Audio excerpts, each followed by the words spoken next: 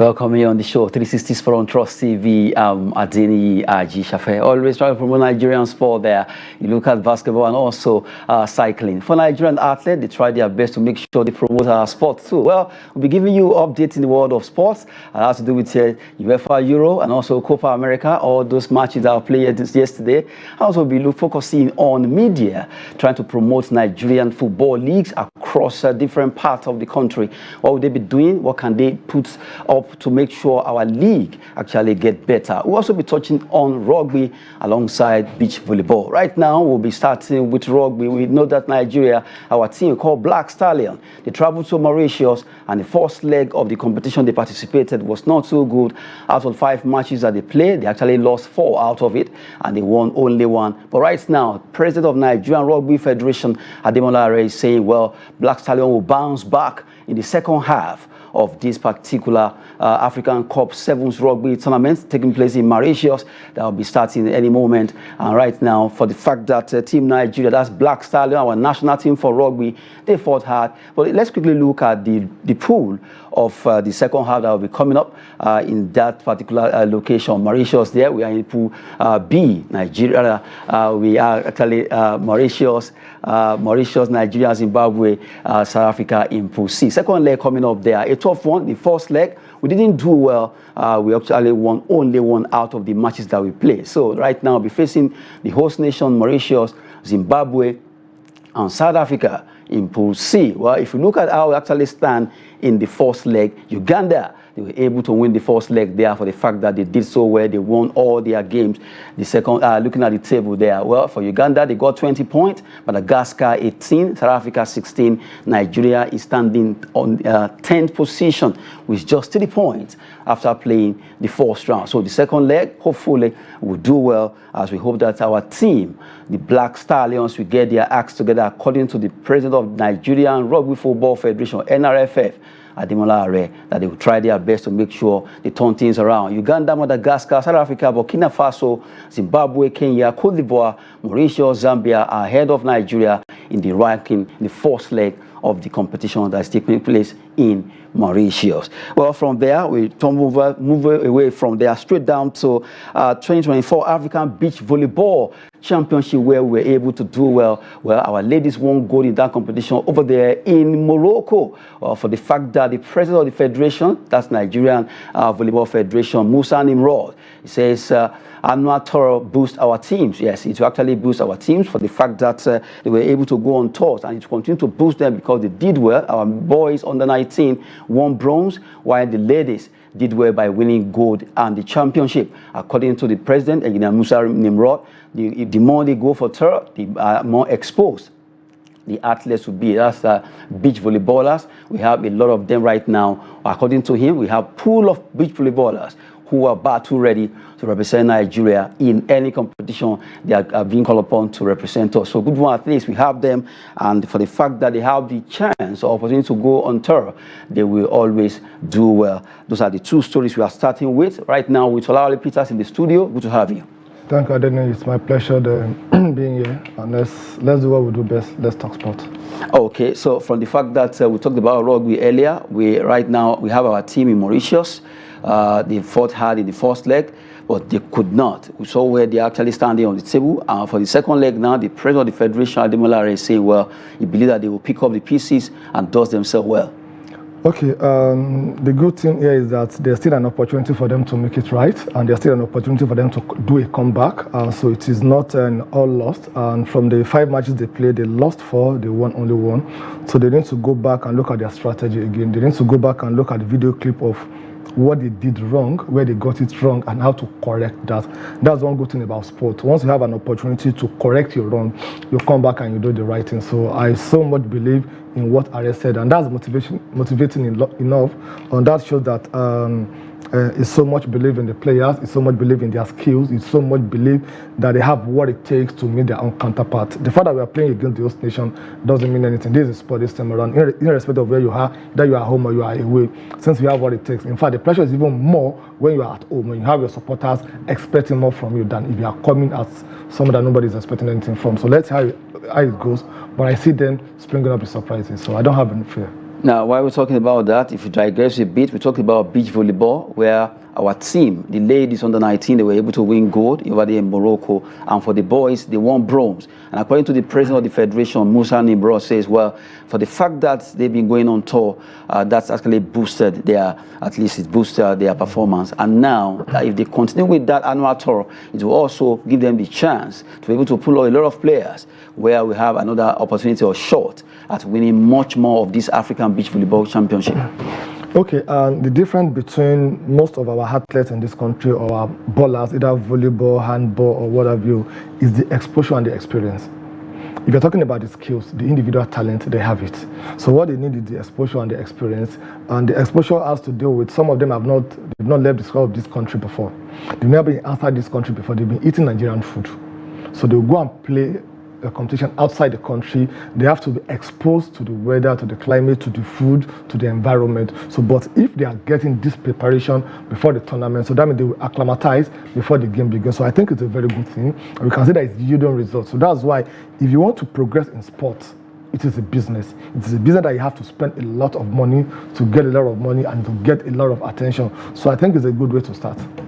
A good way to start there for the fact that Nigerian athletes, be in beach volleyball, rugby, athletics, football, that they find themselves, they need to at least give them the opportunity to see the outside world, not just in Nigeria alone. They need to go for tour, they need to go for different competitions where they will be able to at least get exposure, according to Olawale Peters there. We've been looking at Nigerian sport, and now we're moving away from those two stories, from beach volleyball and also away from rugby. This time around, we talk about athletics.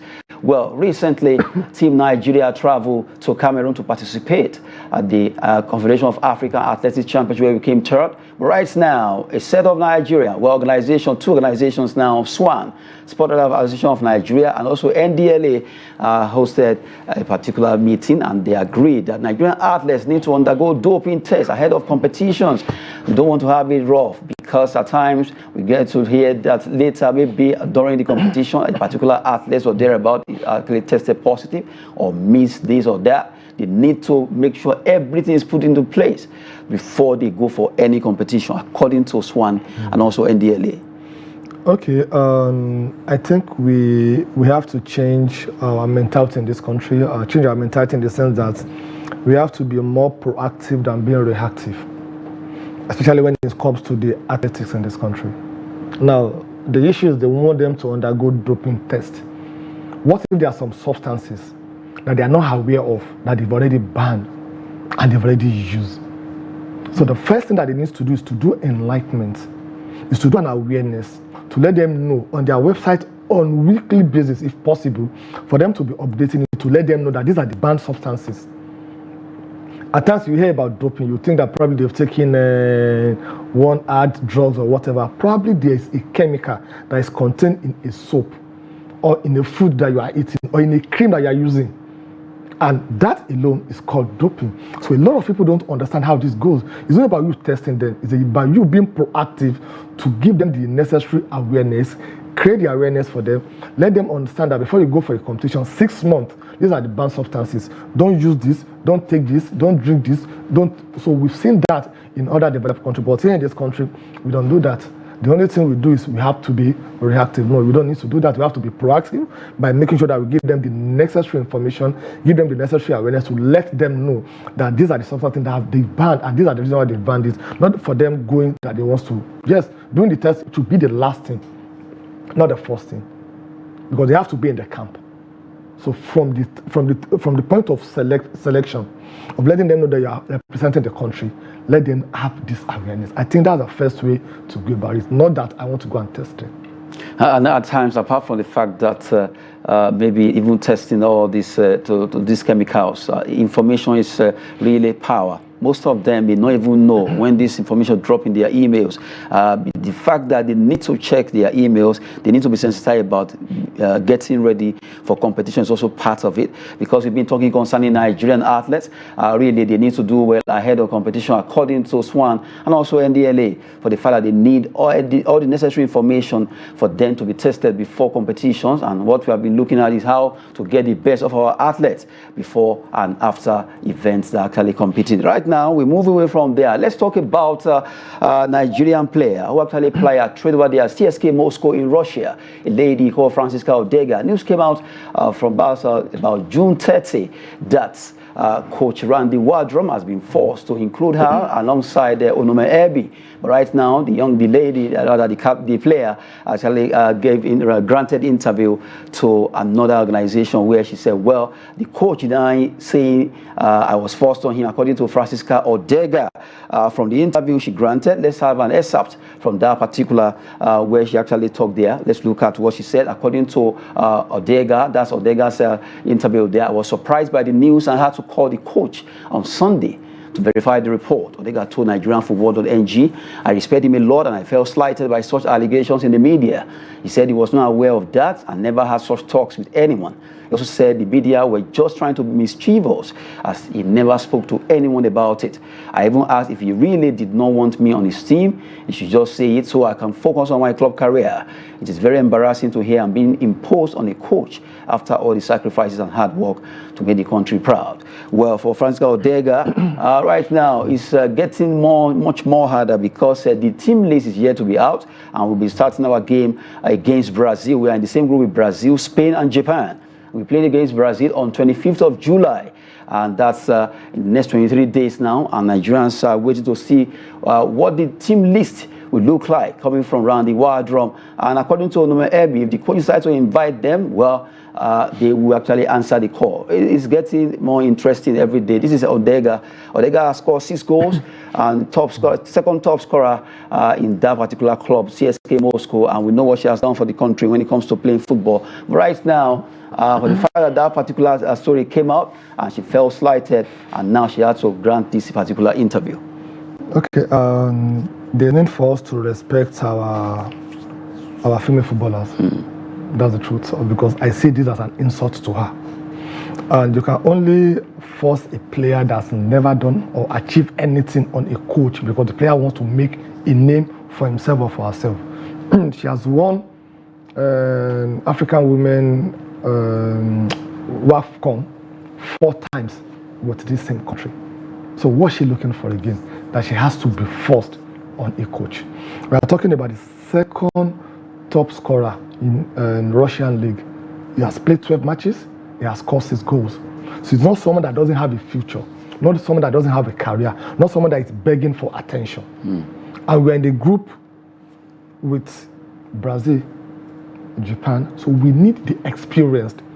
We need people that can really deliver. So a lot of people will be thinking about the age. As far as I'm concerned, age is not really an issue. You may be old, but you are not tired. Let's take a look at what happened yesterday. Pepe, 41 years old, 126 days. He played effectively, more than most of our younger players, even in this country, Nigeria. So it's not about age. So you don't need to look at her age, look at her performance, look at what she's bringing into the team, and look at what she has to deliver. So I think it's an insult on her. Whoever does this needs to apologize publicly. That's the online newspaper. The online newspaper. So that's why the government needs to really do something about this mushroom online media, that they are bringing a lot of issues into the noble profession of media. They really have to come out on them, because it doesn't really make any sense. What proof, what evidence do you have to substantiate your claim that truly she was forced on the coach? On the coach. And we're talking about a coach that times without number, not the first time, not the second time, not the third time, that he has stood his ground, even against the NFL when it comes to selection and who's to play. So it's not a coach that you can just rub his head or threaten. No, he knows what he's doing. So this is demotivating to the player. It is an insult to the player, even to the coach and to the team entirely, because most of the players in the team, we have Nigeria, we're all human beings. Some people will have this mindset that, okay, they are forcing her on the team, so that means she's coming to take my place. If at the end of the day, they call in about 4 strikers, and one of them were dropped, the insinuation would be, oh, they dropped me because of this, and that is baseless. So we should be talking about having our team ready, prepared for the competition that is taking place in the next 21 days. We don't have a team yet. While other countries, other nations, they've already released their 18 players. So when the competition starts, we'll start praying and be expecting the team, the players, to beat Brazil, to beat Japan, that have been practicing, that have been ready for the past 1-2 years. Here we are, we've not really done anything. I think this is a distraction. Well, from the way it is right now, in fact, it was 2 names that actually mentioned, her name and also Onume Ebi. And a lot of Nigerians are saying, Onume Ebi, yes, she spoke out that, well, if the coach decides to put her, he knows what he is doing for her person, and she will actually answer the call. Well, I'm sure the coach knows what he's doing. Very soon, maybe the list will be out. Today is 2nd, and the next, maybe before this week runs out, their list should be out.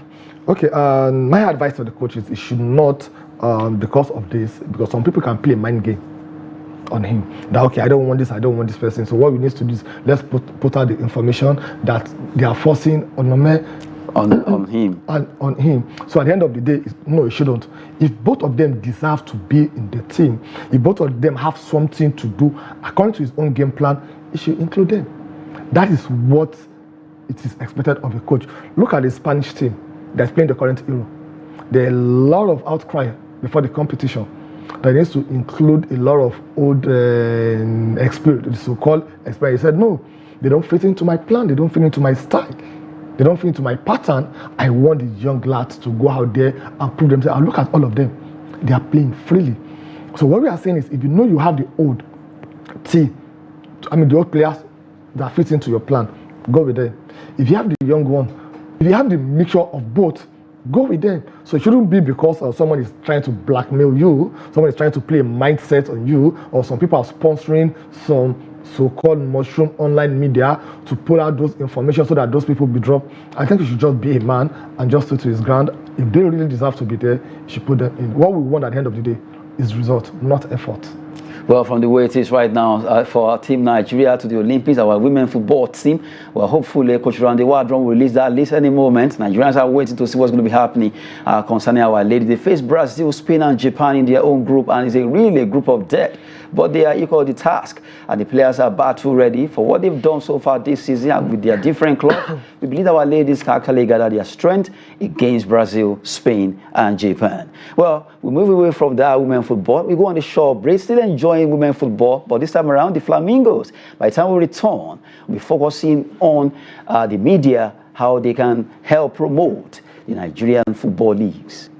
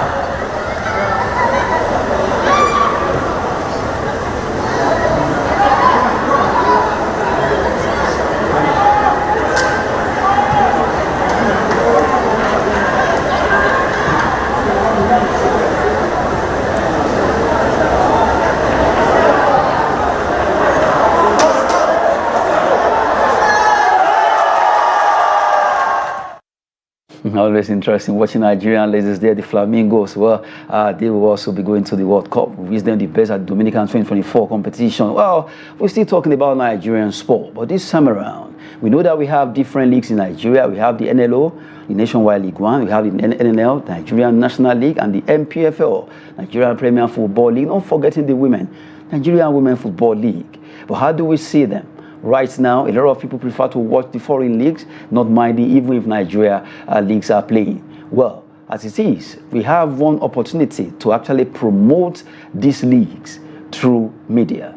What can we do to make sure the media is being embraced by the organizers of these leagues, to make sure we get it right? According to what we have for you, we'll be focusing, embracing the media to promote Nigerian football leagues. I've mentioned them in different categories: NNL, NLO, MPFL, and also NWFL. As it is right now, we need to make sure we project our league for people out there, to the world, for them to embrace it. How do we do that? Through the media. Is it online? Is it TV broadcast, radio, newspaper, and every other means of online? Right now, we'll be focusing on this alongside Olawale Peters. Well, this is the focus we are looking at right now. We noticed that a lot of people prefer, like I said, they want to watch other leagues in Europe. In fact, we saw Kenyan League on TV, we saw Sudanese League, Somalia League, all of them are there. But Ethiopian League. But our own league is always very hard to see. And aside that, if you also notice, most of these clubs, if you even go online to search for it, the one you will see are not up to quality because of the cameras that the clubs even procure for the media. Something must be done to promote our league through the media. They need to see media not just as, oh, come on, because if you notice, anytime a league is organized or a competition, media is taken with like a pinch of salt. They are not taken serious at all, and something must be done, because without them, nobody will know what is happening. So let's start with that.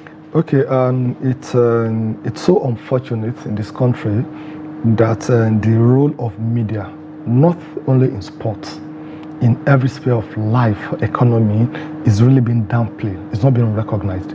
Because if we really understand the role of media, seriously, we give it more attention than we do in this country. Now, let me surprise you. There's something they call broadcast revenue that is being generated in the Premier League.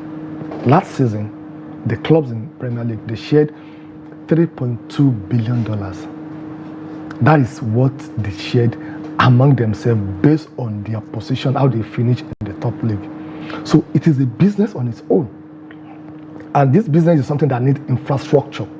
Now, if they ask you today, what makes Premier League, okay, which league is the best in the world today?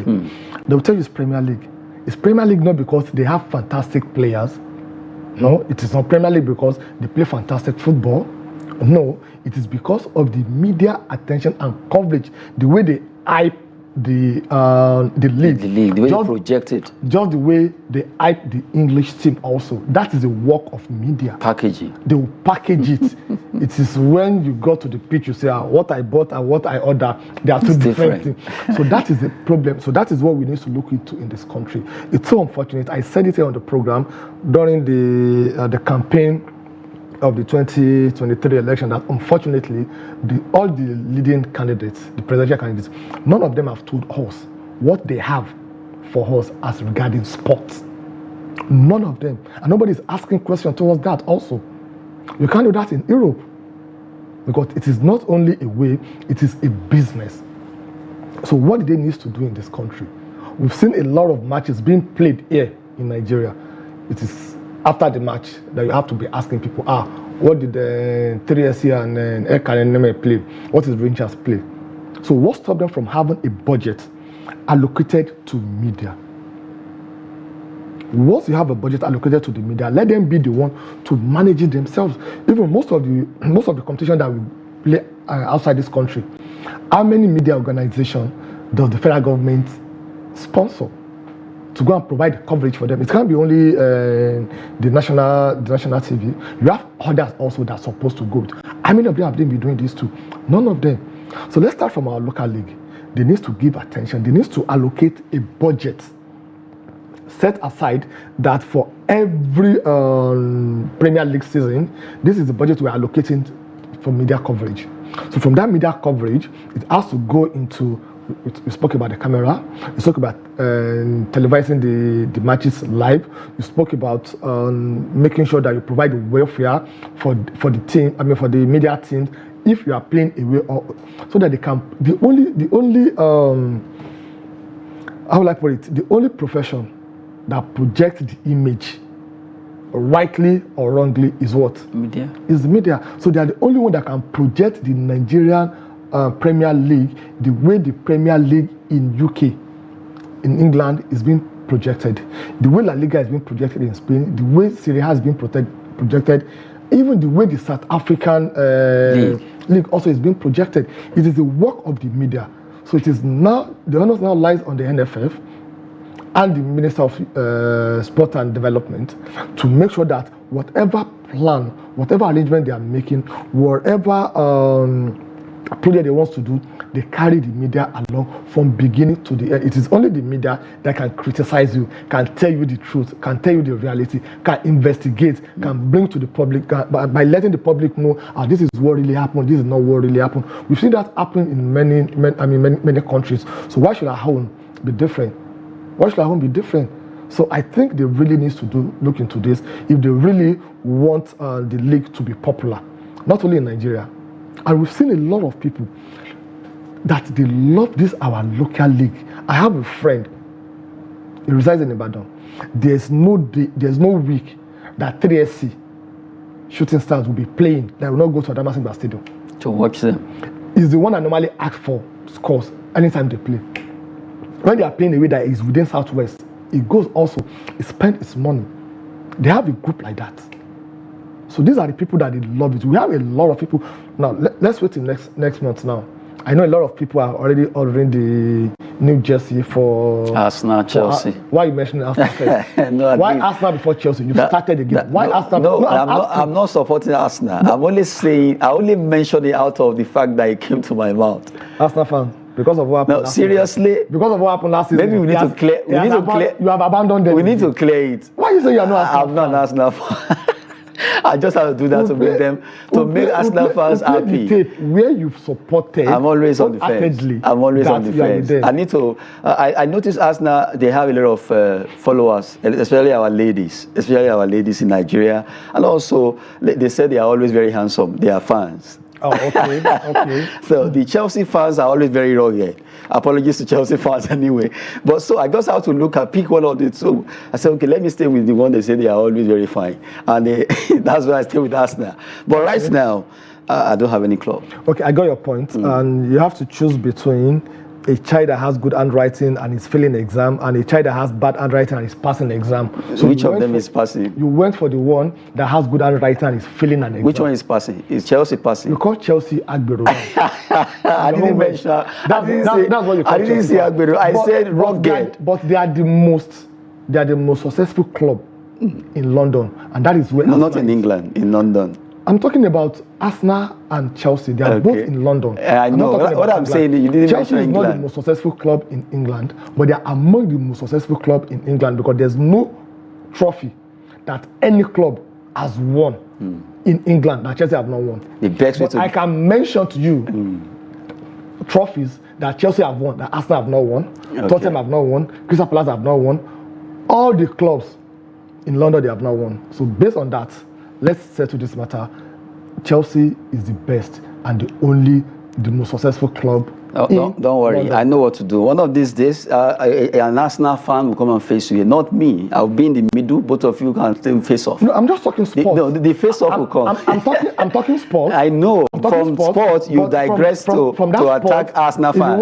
If you want me to be the spokesperson for Chelsea on that day, I try to challenge to any Arsenal fan. Let them come on show. Oh my goodness, Arsenal fans out there. I think a segment will be on it. Face-off. Yes, a face-off is coming. Right. So that we can pitch you against an Arsenal fan. Who will be ready to face you? And then, on behalf of Chelsea fan in Nigeria, in throughout the world, I will represent them. The best way to get a Chelsea fan to talk is to pinch them, which I just did, and you just have to come out from your chair.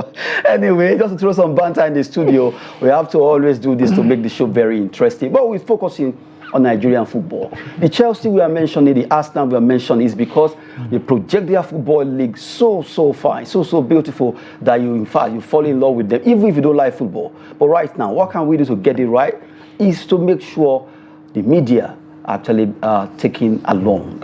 They need to be given that credence that they actually deserve, because they are part and parcel of making our sports to develop. In any competition you are doing, be it grassroots, be it international, be it local or even continental, you need the media to project it, either online, radio, television, newspaper, whatever media unit means you want to use.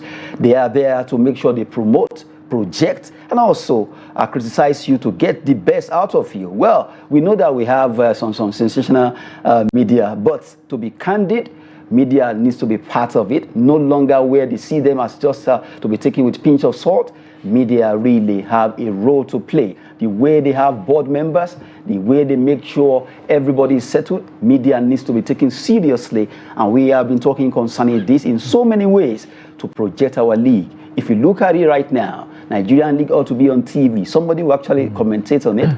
Nigerian league will be covered. Cameramans will be there. They are part of the media. Radio commentators, they will be there to talk. We look at the print, online, somebody will write it. And all this put together, media actually stands out because they are the one that let you have the information you are having. So they are very powerful. Coming back to Olale Peters in the studio, before we leave this to Euro, that's UEFA Euro 2024, one more question concerning this focus that we're looking at. That is embracing media to at least promote our leagues, not just MPFL now, NLO, Nigerian National League, Nigerian Women Football League. Now, it's a challenge because at times when you go online to actually search for information, like, for example, now, let's try, you go to the championship. If you type Wimbledon, if you type any other club, it will pop up all the story you want to know. Something must be done. The media also needs to be up and doing to make sure the information of their clubs. At times when you go on Twitter or on X to get information about it, but in fact, even MPFL, you'll be surprised and shocked that you'll be seeing 2019, 2018, the last post, which is not too good for our football or sport. We need to be at least always very, very current. Whatever is happening concerning that club, few Nigerian clubs are up to date in there, whatever they do. You see online, the video, the clips, the pictures of what is happening. The way you can easily search for graphics about foreign clubs, just type, I don't want to mention names now, the kind of picture you see or video, you regret going there. Why did so unfriendly concerning TV? So something must be done because the management of these clubs needs to say, okay, get a good camera for your cameraman or shoot edit so that they can project your club well. Make sure you get the right gadgets for these guys and pay them well so that they can be able to do their work well.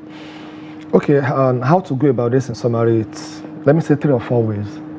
Number one, there should be an enforcement from the NFF that all the clubs, they must equip their media team. That's number one. Number two, the NFF themselves, they must equip their own media team. Number three, the NFF in conjunction with the Ministry of Sports and Development, they should look at major when I say major media organization like ours, we are one of the best in the country. They should partner with us in terms of sponsorship. So once we have these three, you have the clubs, they have their own media team. The way they normally do inspection before you start playing team, to inspect your field, to make sure that your pitch is okay, your dressing room, everything. They should do that same for the media team. The Ministry of Sports should be the one to oversee what the NFF have in place for their own media team also. Both the NFF and the Ministry of Youth and Development should now pick, based on geopolitical zone or what have you, 4 or 5 media organizations that will now come in together. When you have the consolidation of all this together, take it or leave it. In the next 1 or 2 years, everybody will be competing with themselves. All the lack of information you are talking about, it will not happen. Because what it needs to do is, we have so person there, let's go to them. So you have coverage, you have everybody covered, because you can't have all the, like the media we have in this country. For example, if they are playing a live match in Maiduguri, or they are playing in Kano, they are playing in Katsina, maybe some media organization from the southern part of the country, because of the economic situation, may not be able to go there. You look at a major media organization that have the strongest coverage in the north. You go to them, they'll be the one to. So there's a way you can work around this. So this is the best way and the only way that they can go and achieve what we're talking about. Hopefully our league will actually get better. The way we look at those foreign leagues, we need to get our own better right now. A lot of people have been talking there on how to embrace media to promote our leagues in Nigeria. Now, we go to the one that happened yesterday. What a way to go for Diogo Costa rather. He did so well as a goalkeeper for Portugal. They called it the Selecao. They bear the same name with Brazilians. After all, they speak the same language. Euro 2024, Diogo Costa, the hero, as Portugal edged Slovenia on penalty. Was a very tough match for the Selecao of Portugal. A very tough match. An interesting match, and that shows that football has gone beyond what happened in the past, or what happened 3, 4, 10 years ago. No more records. No more record. Forget about record. It's about 90 minutes or 120 minutes.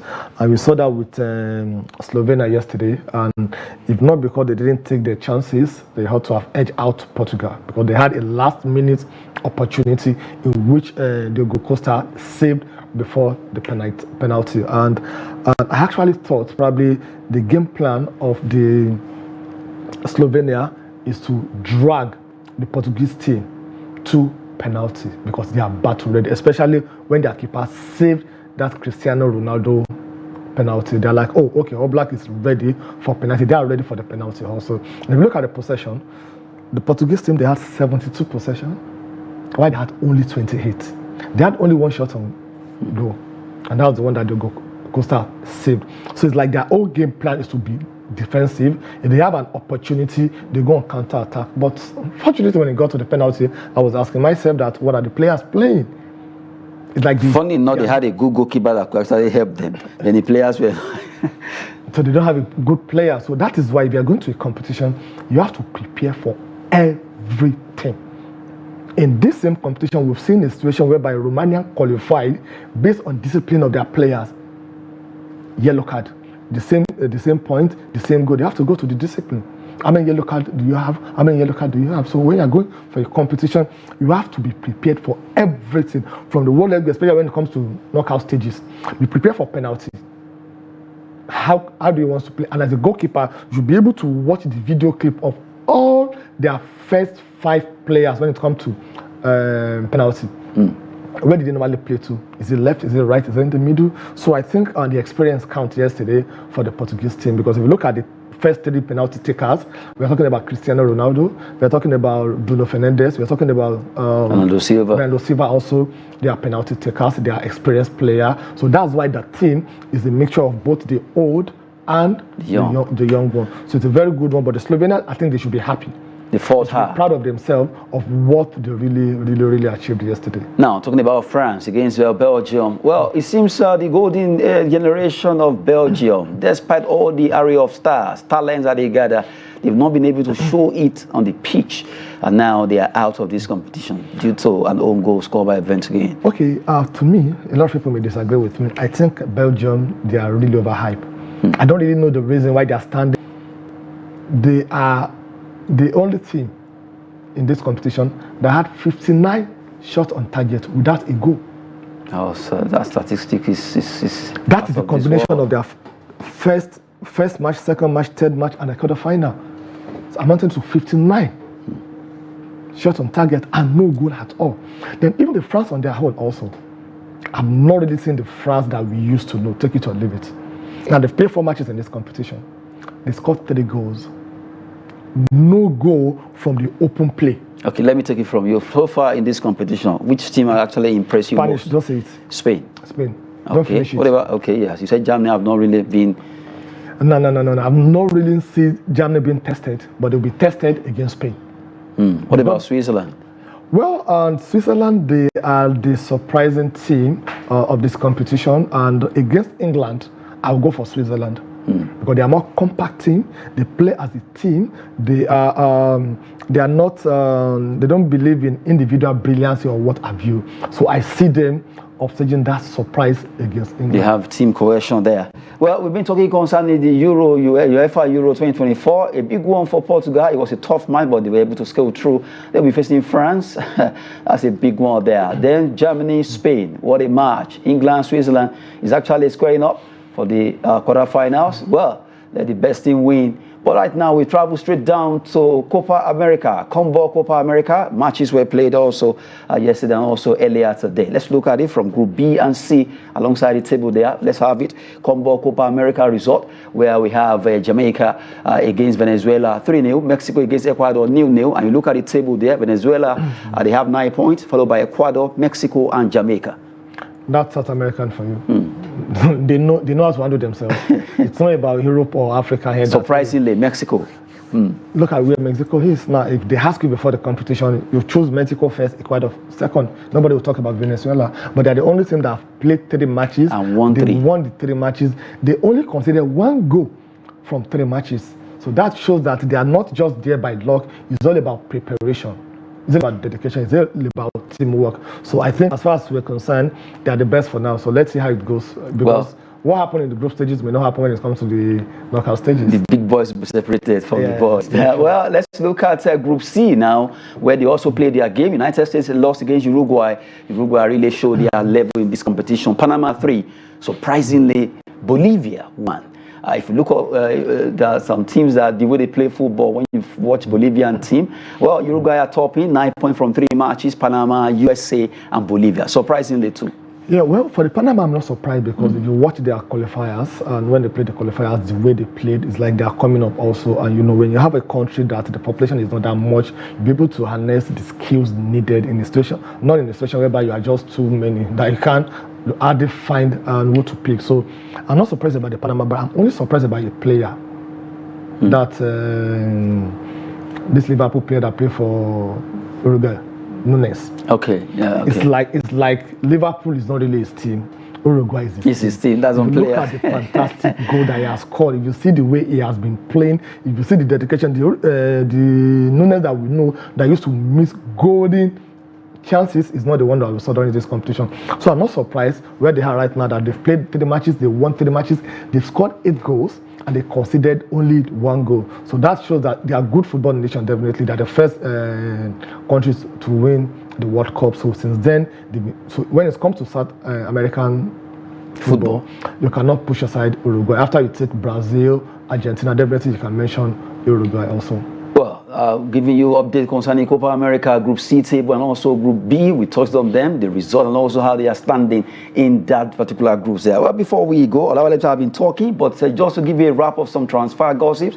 Well, from Nigeria, we start with Rangers International. Rangers International right now, they'll be able to sign one that he called Chimobi Iguilo. Iguilo has been a fantastic player with their youth team, but right now he has been offered a 3-year deal to join them there. Well, with that smile, hopefully you see him doing so well with Rangers. They want to maintain the status quo of being the top of Nigerian league. That is why we're talking about media coverage this time around. By now, we should have had more information about Iguilo. Yes, it came from their own youth team, but 3 years contract, how much per week, how much per month, how much, what are the clauses? These clips, you can find these videos. This is something that cannot happen in Europe. Before you sign a player, you have all his biography, you have everything, you know how much it's going to be paid, you have the release clauses, but you don't have it there because they are not partnering with whom they're supposed to partner with. Well, we just have to quickly run through two stories now to wrap it up. Manchester United, they offer Matthijs de Ligt 5-year deal from Bayern Munich. They really want to get this player, and if everything goes well, he could be joining Erik ten Hag. And the last one says Arsenal activates option to sign a goalie. That's goalkeeper David Raya from Brentford permanently. He has been a big one for them last time when he was there on loan, and really, they really need to get Raya. Yeah, I think they really need to get Raya, and I think he has done very well. Ramsey also, and a lot of clubs are really looking out for his signature, including Chelsea. Also, they want to get him. So I don't know what is going on. Of course, Chelsea will go for it. They will want it. So I think it's a very good one for them to permanent him. Then for Manchester United, I think the coach is getting the needed and the necessary support this time around, and I hope that will translate into something like a trophy for them next season. So let's see how it goes. All this, as far as I'm concerned, I call them window shopping until they sign the contract. And the last straw, the whole show has to be, well, Chelsea, what's happening? You're buying, I saw Gui, that you got a player called Gui. What about Osimhen? He's not coming? Well, for Osimhen, it's still a conversation ongoing between the Napoleon and the Chelsea. But to be honest with you, I think Chelsea need to take a serious break when it comes to signing. What they need now, they need more experienced player, one or two, not to just dilute their team. If you look at last season, between December and up to the end of the season, I have to just cut you now because maybe Chelsea is just come and employ you to be their media man. Anyway, we've been talking on the show, 360 Sport on Trust TV with Olawale Peters, and we have to go now. So you out there, sport is always business and fitness. Thank you so much for coming on the show. Thank you so much, Adeni. It's my pleasure being here. Yes, you've seen the name there. Thanks very much for joining us.